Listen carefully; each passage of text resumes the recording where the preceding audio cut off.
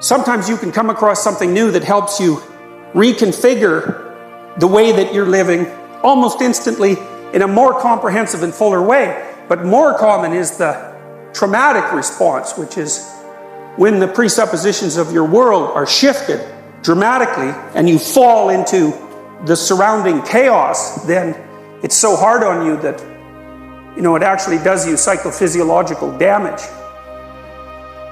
If someone goes after you at the good person level of analysis and they just demolish you, in the course of, say, a 3-year relationship, hacking away at the idea that you have any moral worth whatsoever, this is what happens when you're abused, then that's going to knock you into pieces at a very complex and high level of abstraction. So that can undermine your entire worldview.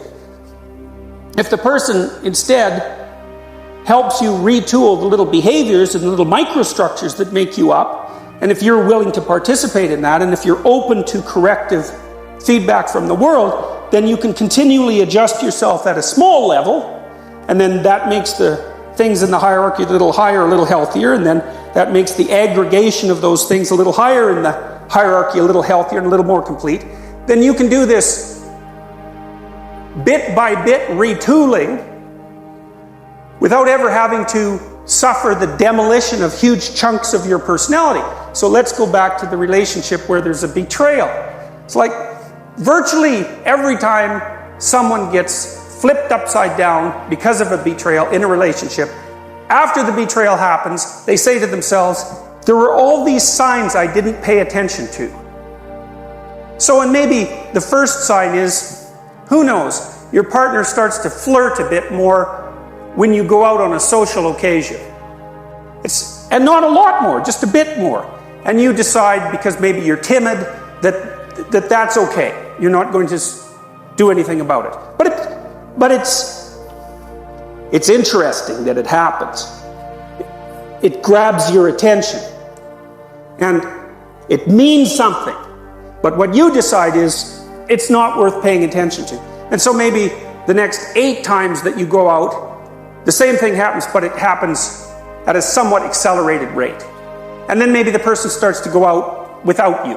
And so on. There's this progression towards the end state of betrayal. And every time you get a little hint, the world tells you that something's going on, you put it aside and you fail to take it into account.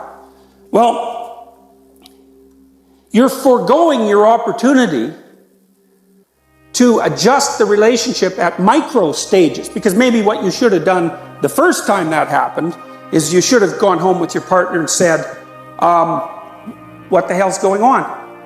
Like, this is what was happening. Why are you doing that?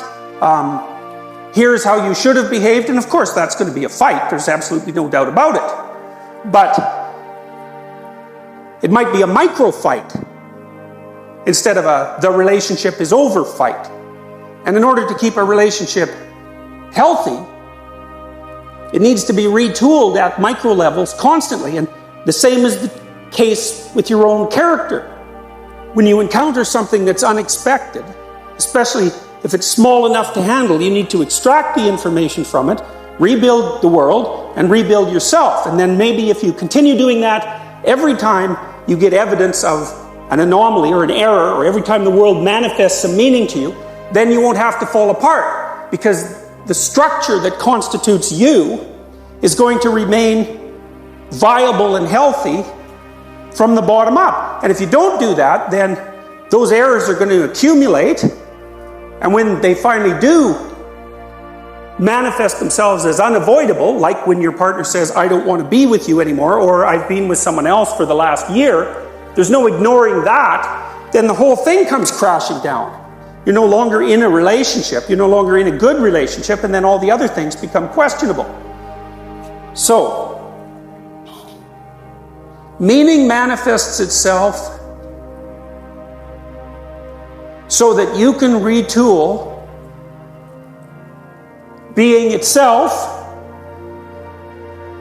on a continual basis while simultaneously minimizing the risk of total collapse. And Morality then becomes the act of paying sufficient attention and reacting sufficiently so that that corrective process occurs. Now,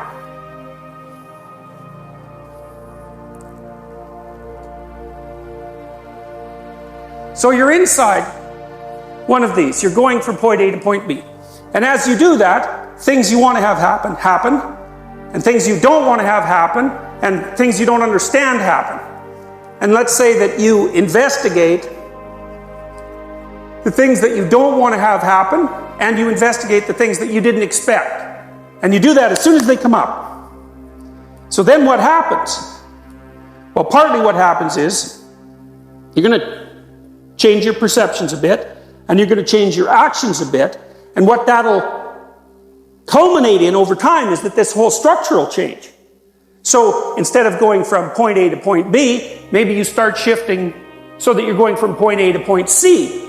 Because as you're gathering information, as a consequence of the inadequacies of the way you're looking at the world, not only are you improving your ability to perceive and to act, but you're also gathering information that helps shift your perspective to a better point B. Because you might say, well, where are you going and why? And the answer to that is, well, you have a plan. You're going to get your degree. I don't know what your long-term plan is.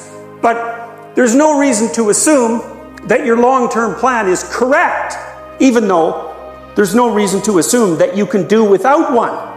So you're in this weird situation where you have to live within a bounded space, and the bounded space is going to produce errors, and it's also going to be wrong.